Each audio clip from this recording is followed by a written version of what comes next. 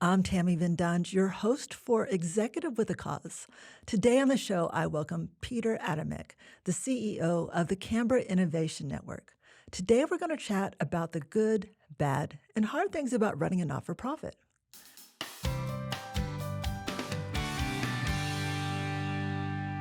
Petr, welcome to the show. Thank you for having me. We met a number of years ago when I think the first interaction I had with the Canberra Innovation Network, or CBRIN, as a lot of people will call it, was I was a mentor for one of your hackathons. Mm-hmm. And then from there, I ended up being, I don't know if you call them residents in your space, but I took up a little space there for once a week before COVID. So I got to know a lot of the staff and the other businesses that were spending time there. For those people that are not familiar with the Canberra Innovation Network, can you tell us more about it? Absolutely. So, not-for-profit organization. Its mission is to create an environment for entrepreneurs in Canberra and the ACT to thrive, Australian Capital Territory.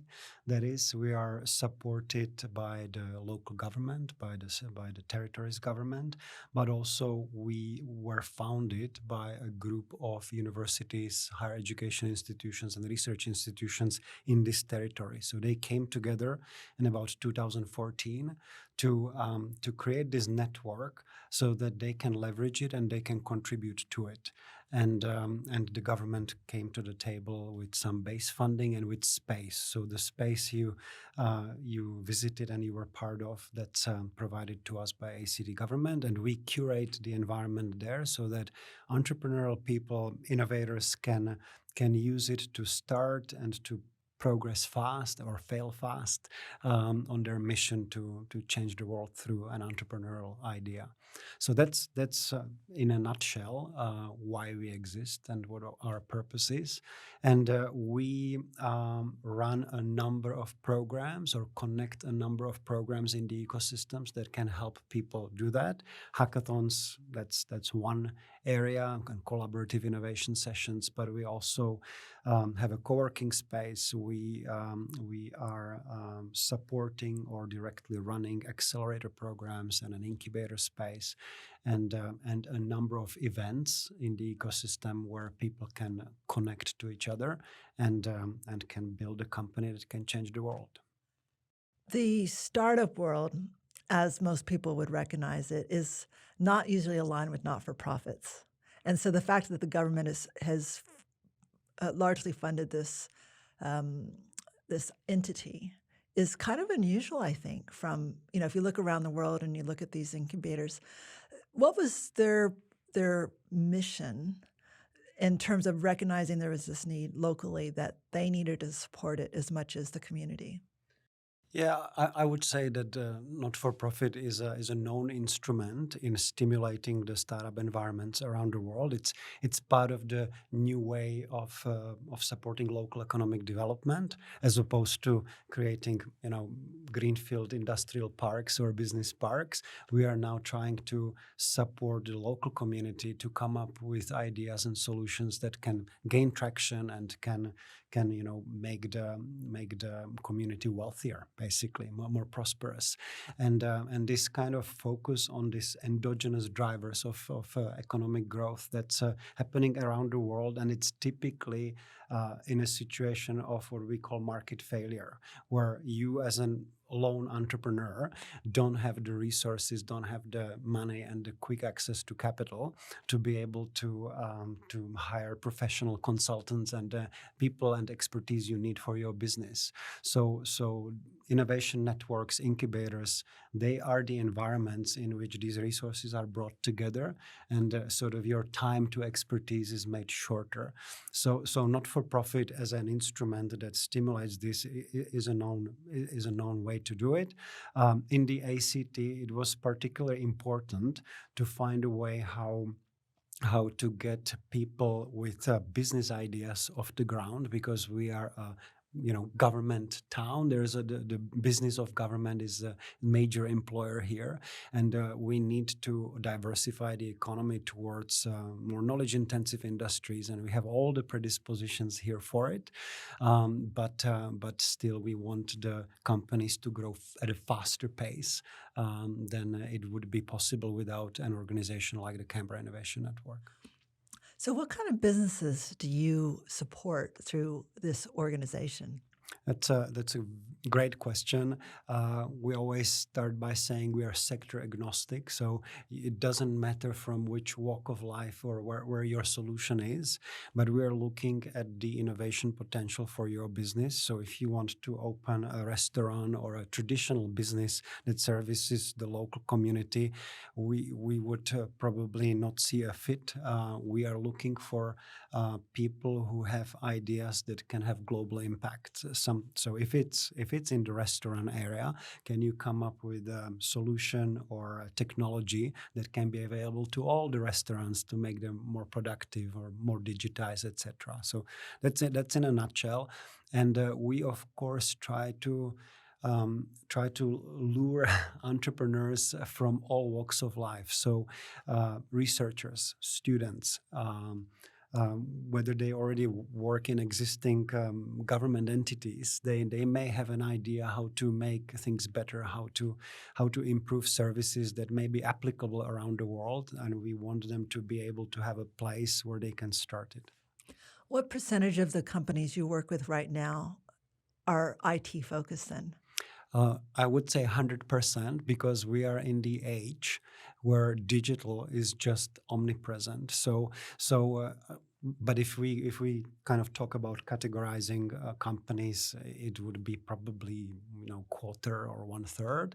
You'd be surprised how many companies are in the nutrition space, health space, in renewable energy, in food and beverage. Right? We had some of the most prominent non-alcoholic beer brands come through the space. So yeah. Yeah. Well, the other one I was thinking about is just this week as we're taping this show, you also have this whole thing around cybersecurity right now. Now, was that a government-driven program to try to build capability locally? Is that what that's about? So I would say cybersecurity is a naturally important domain in Canberra. That whole nucleus around government services, defense, and cybersecurity makes sense. And there was a lot of capability, a lot of companies already providing services to governments here, but also nationally and internationally. And that area has been always active. But Canberra Innovation Network was invited by the ACT government to think about and to join a new movement. Canberra Cyber Hub was established as a separate company of where Canberra Innovation Network is one of its members. So again, we are sector agnostic, but we try to kind of ignite activity in different sectors and also then bring them together and connect them so that on these interfaces, new innovations can emerge that can have global impact. So I don't know how much our audience know about accelerators, and I could see from your background that you've been involved in them for a long time. First of all, how did you get involved in Canberra Business or Canberra Innovation Network? Yeah, so I arrived to Canberra in 2014 from Hamilton, New Zealand, where we lived for a number of years before I moved there from the Czech Republic, where I'm originally from. I was born in Czechoslovakia. And all my professional life, after I finished my university, I studied artificial intelligence back in the day before it was popular. I got involved in an American company back then that provided economic development consulting. So we helped cities and regions around Central and Eastern Europe to come up with economic transformation plans. And a lot of times industrial parks, business parks, incubators and SME support centers were part of the strategy. So I had extensive connections and linkages around innovation centers in Europe. And when I came to New Zealand, my first assignment there or job there was to help the New Zealand Trade and Enterprise assess and build a digital industry cluster around the city of Hamilton, which is known for its agriculture and agri-tech capabilities. And again, they were looking at how do they diversify the economy and build on that creative class and on the digital capabilities. And the final presentation of this happened to be in a business incubator of my study. And the CEO immediately saw a potential how to connect the digital industry cluster with the incubation function. And I became integral part of that team. I was responsible for building and growing the business programs there. And later I became acting CEO. But that was already when my partner got a job with University of Canberra, and we were sort of on the move here. And so I looked on Twitter, and I found the people who were active in entrepreneurship in Canberra. I had a few coffees, and my sort of third introduction was to the CEO of the then being set up Canberra Innovation Network. I was here first before the network actually opened. And she asked me if I could do a study on how to set up a business incubator here, which I did. And after that, I had to also run it. So, Congratulations. There's two things you just said right there that I thought was interesting. One, that for you to figure out who to connect with, you went to Twitter. yeah. There's not a lot of people that's their first thought. Yeah, I think I would disagree. I think a lot of entrepreneurs, when they try to get into a new domain, they look on social media and they find who is who and set up calls and really discover and get in-depth understanding of what the environment is. So I looked at who tweets about entrepreneurship from Canberra, and I found Rory Ford, the founder of Entry 29. We had coffee. He introduced me to Nick McNaughton, who was the ANU Connect Ventures. And he, after coffee with me, sent 17 emails to people locally. So I was immediately at 2 degrees of separation to everyone here. So that was amazing to see. And I was excited about how the ecosystem already works. And then when that vision was introduced to me about Canberra Innovation Network and its incubator, or the Griffin Accelerator, which was a separate entity, but part of and collaborating with the network, I got immediately excited. And I kind of put my hand up and said, I want to be part of this. Yeah. I think also because you've been in the, at least aligned with the IT industry for so long, that you're right. Twitter is such a way that people communicate and get to follow and meet people. In the not-for-profit sector, though, it's actually quite different. Like, that's not their number one choice of social media for most of that sector, which is interesting. I want to go back when you were talking about Hamilton specifically, and when you started that incubator program. Was that a not-for-profit organization? Yes, there was a not-for-profit as well, not a charity, but not-for-profit. I did not really start it. I just got immersed into what others have started there. But that was my first chance to not just be a consultant for incubators, but to really be responsible for it. And I was very grateful for that they included me in this. And sort of by trial and error, we built programs for entrepreneurs, including lean startup workshops that became very successful and part of bringing people into that community of clients. And when I came here in Canberra, I had like a whole arsenal of things I wanted to do. So I was just ready to go here. I know we've interviewed Cindy Reese-Mitchell from Millhouse, and she's actually taken a lot of your programs and has tweaked it to deliver it for the social enterprise space specifically. Like the lean startup, how do you start an organization from scratch quickly and in a very efficient way? Do you see a lot of parallels between the work that you're doing and what Millhouse does? Absolutely. Like, we are connected at the hip, I would say. And I'm so glad that we can collaborate this way, and sort of our learning can be kind of tweaked and adapted for the social enterprises and for the for-purpose businesses that they support. And I did the same. Like, I am not the founder of the Lean Startup movement. I just looked at what are the products elsewhere and adapted it for that New Zealand audience. And when we came here, I collaborated a lot with Dr. Craig Davis from the Griffin Accelerator, and we have co-created basically the Lean Startup Workshop program to the tune that it is today. And so when I saw the Millhouse kind of, seeing the opportunity to convert it for social enterprises, I was all for it. We opened our cards, and I think in many ways they did it way better when they adapted it for the social enterprises. I think that in the not-for-profit space, organizations are far better collaborators anyway. So to be able to share that IP is absolutely crucial, just to be able to scale yourself, right? The organization that you're running now versus the one that you were working with a few years ago when you started, how has that changed over time? That's a great question. I'm sort of the person who values consistency, and so I hope some of the basic parameters and the underlying philosophy, has not really changed. What is adapting and changing all the time is how we interact with entrepreneurs, how we find them, and how we connect them to what's possible to make sure that they have the most up-to-date and relevant resources that they need, because their world is changing. They're adapting all the time.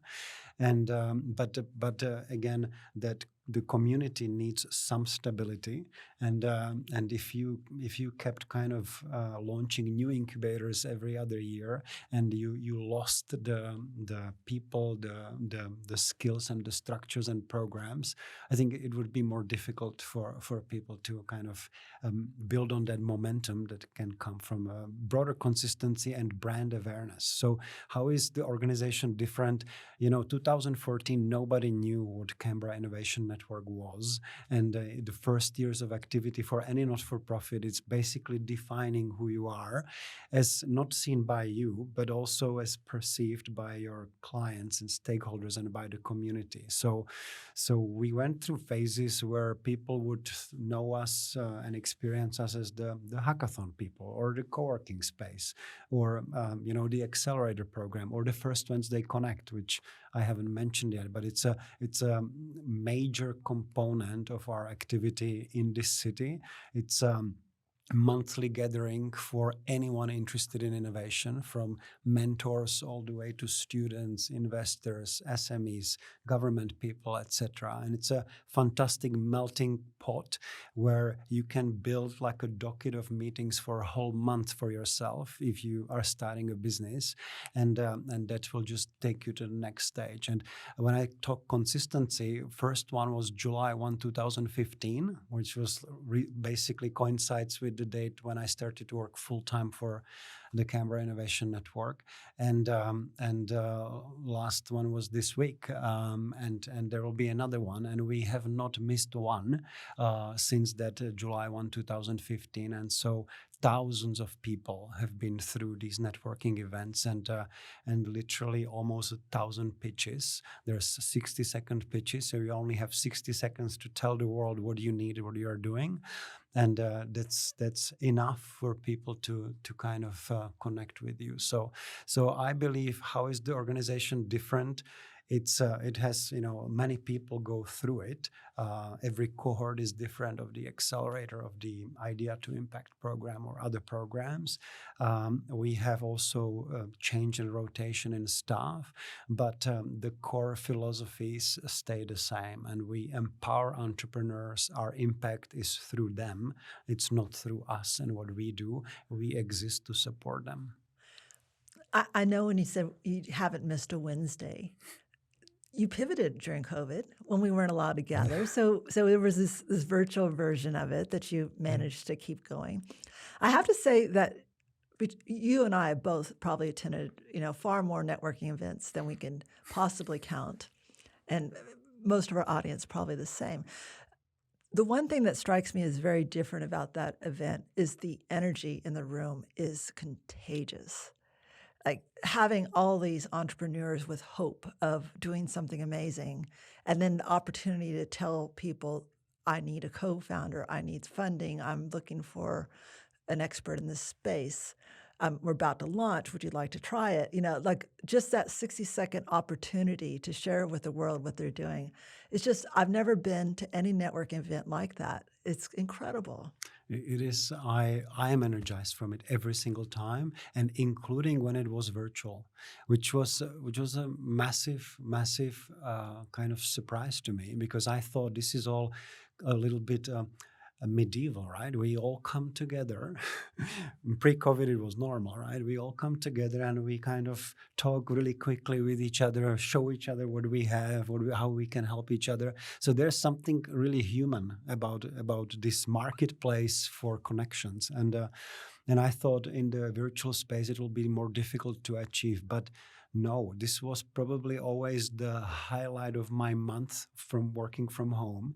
When I came and attended this first Wednesday Connect, at the end of it, I was at home in my PJs maybe, but completely energized from these interactions with people. So I think you are right. There's something about entrepreneurs that's different, and there's something contagious, almost like infectious about this. And when you immerse yourself there, you sort of see, I'm not alone. I'm not the weird one.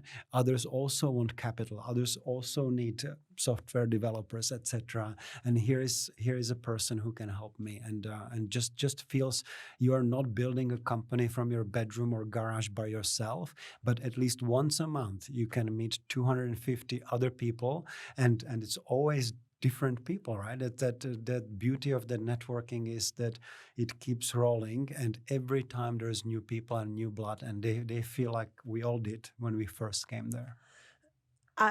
I interviewed Debbie Saunders from Wildlife Drones not too long ago, and that's how we met, was At through First Wednesday. one of those First Wednesday events. So yeah, it's incredible how diverse and interesting that crowd is. But you had to create some sort of framework to create that culture. Certainly the people that come to these events are special in that way. But what were some of the key elements that you thought about when you set up this event to initiate this energy? Well, I remember exactly the moment when it happened. We were sitting in Craig's office with Rory Ford, the three of us, and thinking we should have like a meetup where people can meet beyond this co-working space, right? How do we do that? And I came from New Zealand. I used to work for about a year. I was going like a week to New Zealand and 3 weeks here. And I said, well, we had there like this on first Wednesdays of the month, we had like beers and drinks and nibbles there. And they were both like, let's do it here. And so the first one, I think it came from my personal Eventbrite account and MailChimp, and Craig had his list. We put it together. We kind of sent it to maybe 1,000 people, and we thought 30 people will show up. But there were 120 people the first time, and it felt the first time exactly like it feels now, only now there's more and more people. So after we saw the energy, and again, in Hamilton, we would have 30, 40, 50 people, but here it became from day one quite big, and that size has just stayed even throughout the difficult virtual times. People were hungry to stay connected, and I know anyone who attends them from outside wants to bring them to their cities, and there are copies of First Wednesday Connect happening around the world now. You also have the co-working space, which I used to utilize as a sole entrepreneur. It does get lonely, like you do a lot of video calls, but sometimes you want to just interact with people individually. And so before COVID, I was there once a week.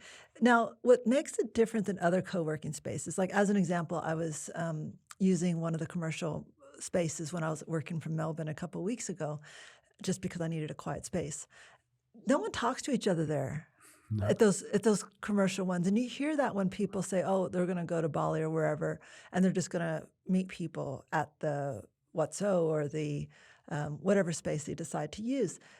The difference is at the Canberra Innovation Network, you actually get to know all these other entrepreneurs. People introduce you and they introduce themselves to you. How did you make that culture work? Because it doesn't feel like these other commercial models to me. Look, it's a lot of work. This doesn't happen by itself. I think what helps is that we as a space don't have just this single function of a co-working, because if we had, it might be more difficult. But we run events there. There's other programs happening. So I would say about 10,000 people go through the space every year. There's about 290 events per year. So this is really, the traffic there is huge. And that kind of communication is the culture, because you see it around you, you do it as well. Even though there are software developers who traditional people with earphones and they're on their computers, well, in the kitchen it's a different story. And then also there's different parts of the space. It's not just one giant uniform space. There's and pockets, and the culture, there is also almost like a subculture. So it's known that we can talk a lot more around the coffee machine and so on, and it does happen. We have lots of visitors, and what we do with these visits, we stop by an entrepreneur's table and we say, "What are you working on, Tammy?" And you have an opportunity to pitch to CEO of Optus or whoever is just going through that space. So I think that culture needs to be looked after. We have events for coworkers, like catch-ups with experts from accounting, HR, you name it, and they sort of they create the demand for it, and we have a co-working manager who looks after it. But as also what connects these people is we are not accepting into the co-working space anyone who needs space. We are looking for a fit. So there's an application process. Has to be someone who is building an innovative company or can contribute substantially to other people building an innovative company. So. And it's cheap. Like it's very affordable to be there. So I could see why a lot of people would just say, "Oh, cheap rent, let's go ahead and go there." The other thing that I thought was unique is that you actually have a Slack channel that those people that are even there once a week, like I was, are a part of. So you see all these things that are going on when you're not there. So you feel like you're missing out. Yep. Well, we don't call it cheap; we call it subsidized, because it's our cost to support these entrepreneurs, and if they bleed out on rent, they can't do the things that they are set to do. So that's why we kind of look into who can access this, and you can't be there forever, right? So and yeah, Slack channel is all part of it. There's the cat photos, of course, but there's also a lot of connection you can make even when you are not there.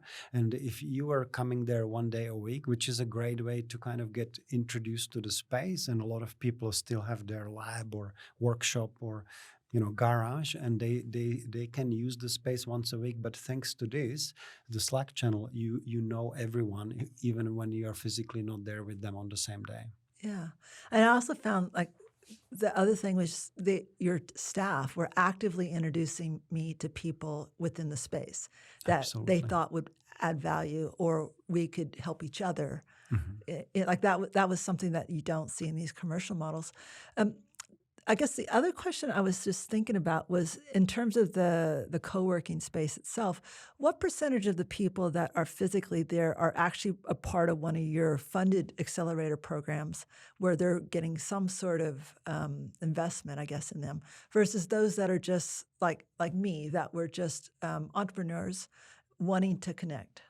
Yeah, I would say a smaller number would be part of the accelerator programs. We have typically the cohort is small. It has about 6 companies in it, and throughout the program they have access to the space, and about half of them then decides to stay on. And so I would say there's less than 50% of them would be some graduates of the accelerator programs, but more of them might have accessed the Innovation Connect grants, which are prototyping funding, matched funding provided by the government to starting entrepreneurs. And some of them come just and they have their own funding or their own pathways. So I don't know the number exactly, but I would assume it's about 50-50. And as you said, the team there is great in connecting people with each other. We also meet about 400 new entrepreneurs per year through our intro meetings. So that's a major way to get connected to our services. Is you just book an intro meeting with an expert from the growth team, and then you come into our space and say, hey, I also need a space, and where can I get this? We invite you to First Wednesday Connect.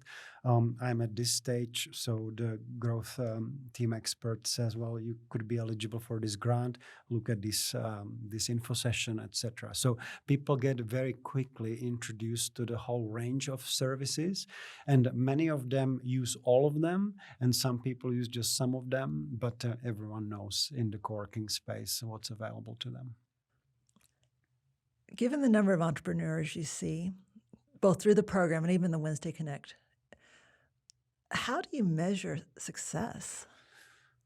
Yeah, this is, well, I come from consulting, so I first started with measuring and evaluating and auditing innovation ecosystems as a professional before I was one responsible for one. So we have a lot of detailed numbers around our throughput, so we would know everyone who has been at our First Wednesday Connect, and we every time look at what was the percentage of people who have never been, and so that's one way to do it. We, as if you were through our workshops, you would have received a feedback form, and we have thousands of feedbacks. That way, we keep the programs always kind of adapting to what people are saying they need. So that's how they always evolve. And again, we measure success through the Net Promoter Scores for each program, and that is published in our quarterly reports that goes to our board and to our stakeholders and funders. And these are extensive reports. But to kind of evaluate the impact, we often rely on external consultants. So in this last assessment, we asked one of the big 6 consulting firms, and their chief economist created a model and basically assessed what could be our direct and indirect contribution to the local economy in terms of jobs and in terms of contribution to gross state product. And we're very proud to learn this, that we added in 2021 $100 million to the local economy. So That's not small. yeah, it's not small at all. The number of people that you interact with, though, like I'm just thinking about how practically they did the modeling, because so many people will drop out of the program and yet still have benefited from attending those workshops or being through the accelerator. The business might not be successful. Do you actually have any statistics in terms of the number of graduates from some of these programs that are actually able to get past even the first 12 months of business? We don't measure it exactly that way, but for some programs we do, like the Innovation Connect grants. We survey them regularly, and we kind of look at their revenue and collective revenue, and so that we can report back to the government, what's the effect of that particular program. And the Innovation Connect grant program is very successful, and even if the companies may die, and a lot of them do, the collective revenue of those who survive is just massive compared to the amount of government money put in there. So we do consider it, and that model did consider it as well. There was surveying happening about at what stage did you engage with the network, when did you finish, and what did you do afterwards. So. And I imagine that a lot of these people are just coming to you with ideas. I know when we had that conversation with Cindy, she said a lot of the time that you spend is trying to work out the fact that especially in the social enterprise space, is there even a commercial model that's viable? Do you find that within your program that you have business ideas, or do you have truly business owners that have already started something and need some help? All of it. So we have people who are naive to business, and we have people who are serial entrepreneurs who who know how to do it, just they would like to do it faster. So we had some phenomenal entrepreneurs who became our clients just because they wanted to tap into everything possible so that they can grow their business faster. And it's great to have this variety because they learn from one another. And especially in the more established companies, the scale-up stage, we have found that rather than us kind of telling them what to do, which we never do, that's not our philosophy, we let them work together and share and focus on topics together. So we have this scale-up leaders lunch where people from that stage of company growth can meet the CEOs, and it's a little bit of a club where they can kind of share the things they can't maybe share in their team and compare notes and learn from one another. Yeah. Okay. So let's talk about the operational side, because obviously you're delivering a lot of programs. And sorry, I have so many interesting questions, or I'm very interested in the business side of those types of accelerators. But how many staff do you have to run all these programs? 12. And do you have volunteers in your organization? Well, yes.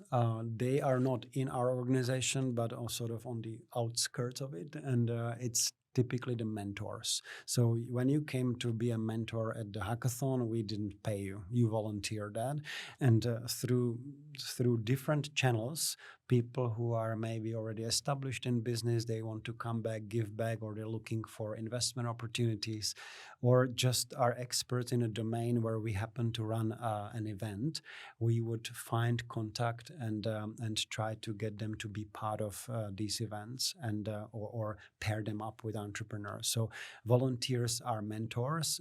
We don't pay them for their time. We have a little bit of a charter and rules how we want them to engage with entrepreneurs. For example, we don't like them to sell services to the mentees, and follow some code of conduct with them.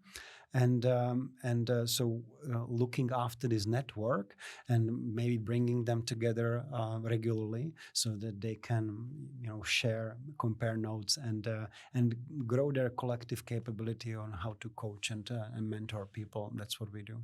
Okay. And do you have sponsors as well?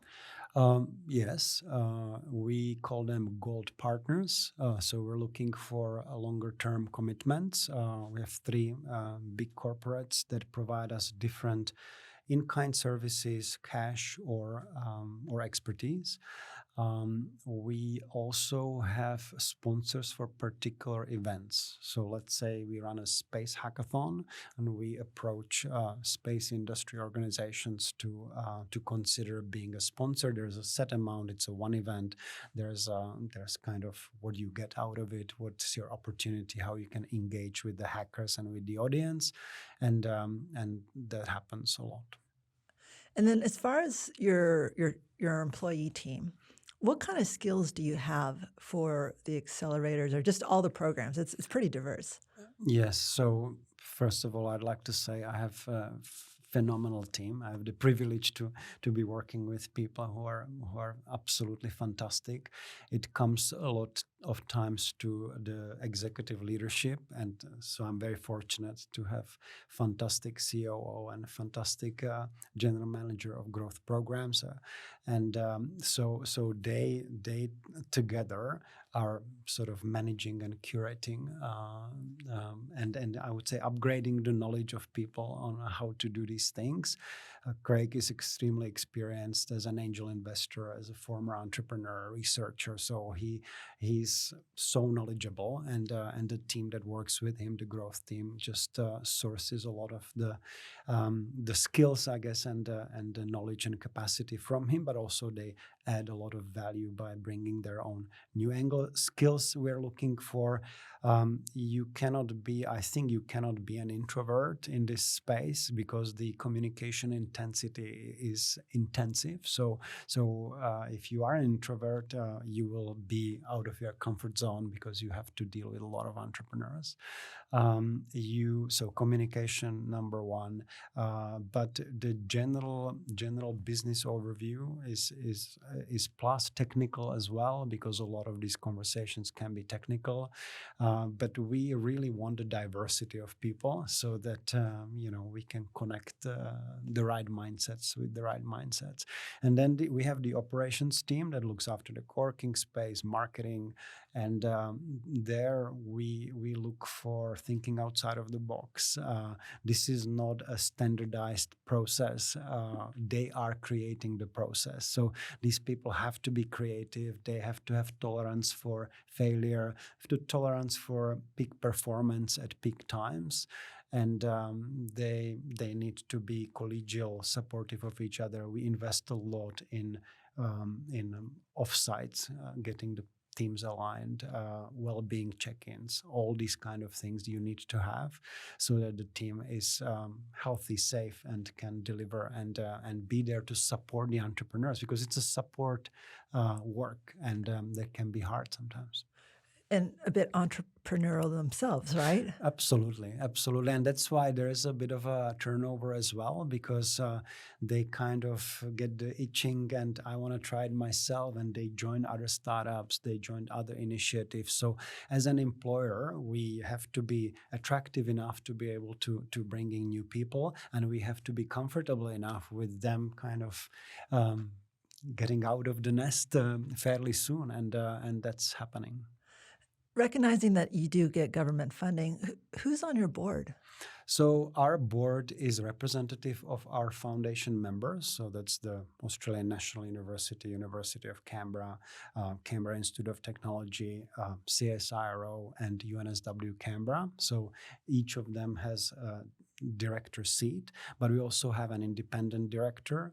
Our chair, Hala Betaina, is from the industry. She came from the industry and was nominated by the chief minister. And then we have two directors who are representing our advisory committee, which is mostly made up of corporate sponsors, but also entrepreneurs, investors, and the business community in general, so that they can sort of counterbalance that academic and research part. And I'm also one of the directors. So it's fairly big board, 9 people. And they consistently look after the governance, performance, and they have insight also as members and clients of some of these initiatives. So we would be delivering programs with them, for them, let's say at the ANU, and so we have a lot of connectivity. I imagine having institutional directors is a different kind of challenge altogether. What are some of those, I guess, unusual challenges you have to deal with, knowing that you have not just this person is actually a representative of one of these founding partners. So they're actually representing a very large organization and might have their own needs and agenda compared to another founding partner. Yeah, so we'd like to think that at the board meeting, they take all their hats off and just put on the hat of Canberra Innovation Network director, which I believe they do, and what I have observed. But outside of that, of course, what we try to achieve is this cohesion and I would say intensive and growing collaboration of the foundation members. And as you said, these are massive institutions with large budgets, large institutional opportunities and constraints. And they also operate within one ecosystem, and their operations may also create tensions with one another. So the key role of the network and the fact that they are actually on the board is that these can get really smoothened and explained, and they can collaborate and work in concert, and it's already happening. So part of the network's remit is already happening by the board itself, and they're literally sitting around the table together. And part of it is, of course, the role for us as executives, as the team, to make sure that they are not left behind, that they know about initiatives, that these get promoted to their student ecosystems and among their staff and researchers. And we are trying to always grow the network. So we just joined recently Academy of Interactive Entertainment as one of our partners. And as a network, we want to be broad and we want to be growing. And we also, of course, want the nodes of the network to collaborate. And if there's some rivalry, we want that to be a positive rivalry that benefits everyone in the city. Your challenges are different than a lot of the not-for-profits I talk to on this show, meaning that your funding is at least, year on year, fairly stable and guaranteed because it's a lot of government funding. What are some of the other challenges, though, that you have to deal with other than the institutional board directors? There's got to be some things that are kind of unique to your environment. Look, we're not-for-profit, partially funded by the government. We run government-funded programs, so I guess the requirements for transparency, for reporting, the level of scrutiny is higher than if you run a small business that services customers, and so we have to make sure that we document, report, and we are available to answer questions to our constituents and to the community at large. So that I find business as usual. I find sometimes challenging when you get people who are clients who think they know how to run what you do, and they keep kind of telling you that no, you shouldn't do this, you should do this for us, and when there's too many of them leading in too many different directions, at the end of the day you have a business to run. Not everyone will be satisfied, not everyone will be happy at all times. Also, this is a space where failure is omnipresent, and the way we as a society understand failure just informs and impacts how people feel about dealing with us. So not all of these companies will be successful, and we have to normalize, embrace, support, and celebrate when people have done something that didn't work, and make sure that they feel included and they can be part of it in different forms and ways. But sometimes personally people can get hurt and feel rejected, and we really have no license to be psychologists, and we exist to help everyone, and we hope that the community will look after them. But it can be hard. It can be hard for you as a mentor, for a staff member who is literally genuinely trying to help, and if that business is going nowhere and that entrepreneur might have even financial pressures, etc., it can get tense. Yeah. I hadn't thought about the fact that you have a room full of entrepreneurs that want to tell you what to do. Well, not always, but and we of course ask for feedback all the time. Yeah. So in terms of programs that we run, we are fairly confident that they meet the need. But as a 12 people can look like a large team, but we have lots of programs. And if you get 7 ideas per day, what else you should be doing? As a CEO and as a team, we need to kind of protect so that we don't lose some of the great things that are happening. With only that many people, though, you'd have to rely more on outsourced partners, right? So what functions that are, back office are in-house versus outsourced? We have excellent relationship with some service providers, professional service providers, from legal services through accounting, CFO. So we don't have in-house CFO. This is outsourced through a partnership. So at a favorable price, which is very important for operations of a not-for-profit. And we rely on expertise of these people a lot, and that has been existential and critical for our operations.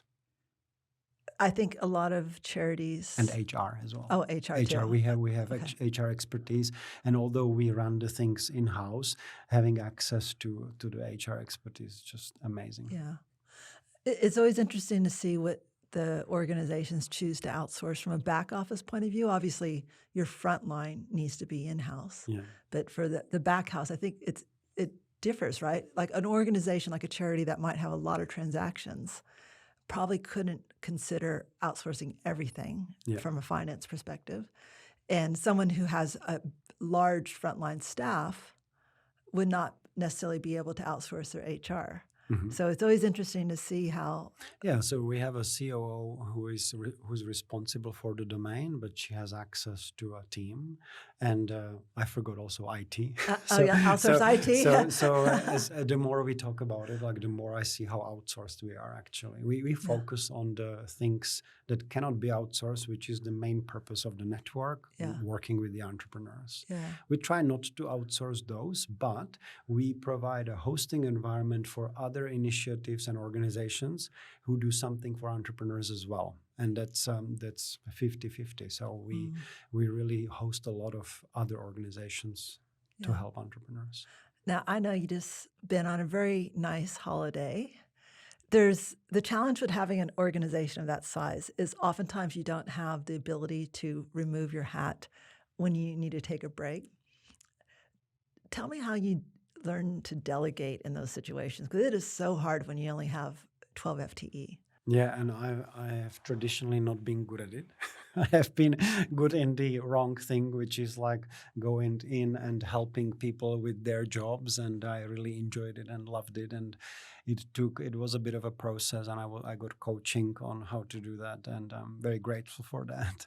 And it was difficult. It felt like I'm removing myself from being useful to being this sort of high level, where people may not even value what you provide from that high level.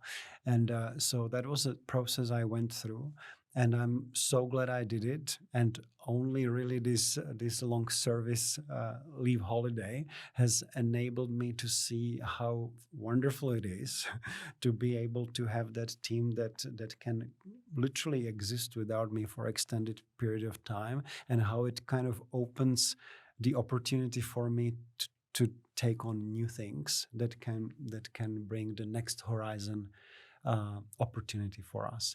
So it has been a process. I recommend everyone to focus on it, because it's not natural to you. It will be rubbing you wrong against your values of kind of rolling your sleeve and doing the work and being across everything and so on. But you need to trust your people more, and they will surprise you, because they will do a better job than you, always. I think that's a great lesson learned to probably end on, since I know we're out of time.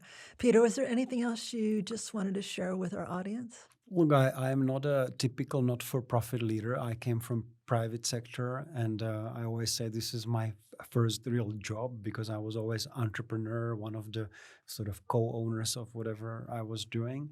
So I think that not-for-profits should be run like any businesses. Just they have the luxury of not having to distribute the accumulated profits to their owners, but they share it with the community of their interest and of their purpose. And I think it's a wonderful framework to work from. It gives me purpose, and I believe that to a lot of your audience, it's the same. And just wish them all the best in it. If people want to know more about the Canberra Innovation Network, what is the best way to do that? So if you happen to be in Canberra or you're planning a trip to Canberra, plan it for first Wednesday, because at 5:00 every first Wednesday, there will be a gathering somewhere around Canberra where you can meet everyone in the innovation ecosystem.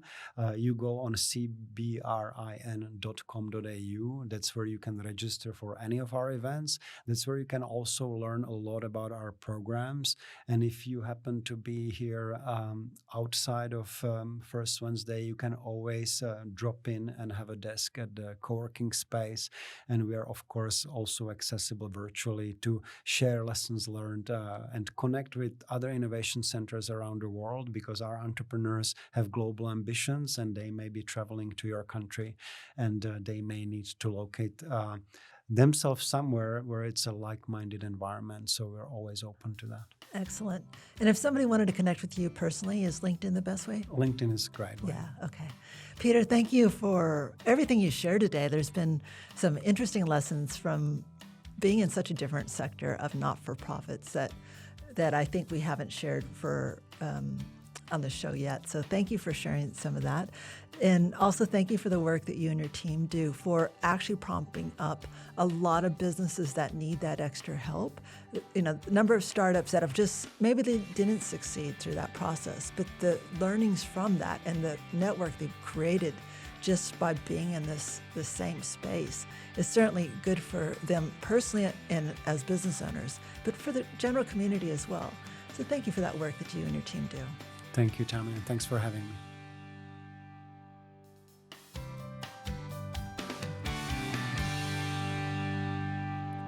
Hi, this is Tammy again. When I'm not doing podcast, I'm helping not-for-profits with IT decisions.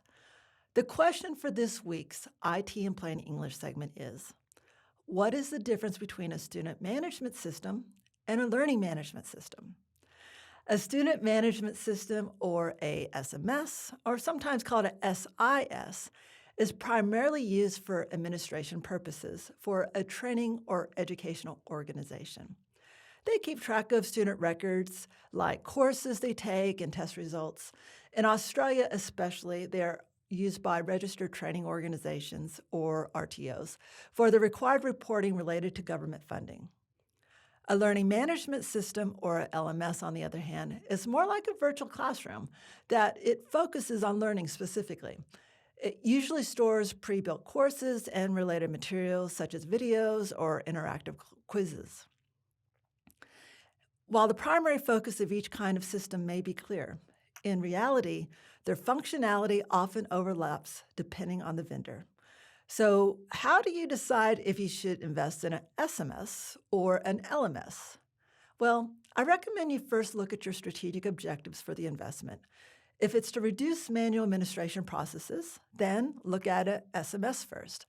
If it is to store courses so that you can deliver them on demand or in some sort of hybrid delivery model, research an LMS instead. So there you have it in plain English. If you have an IT question you want answered, feel free to connect with me on LinkedIn and send me a message. I just might answer it on the show. And if you liked what you heard, please subscribe and leave me a review. To all of you executives with a cause, the world is definitely a better place because of you. Thank you for what you and your teams do every day.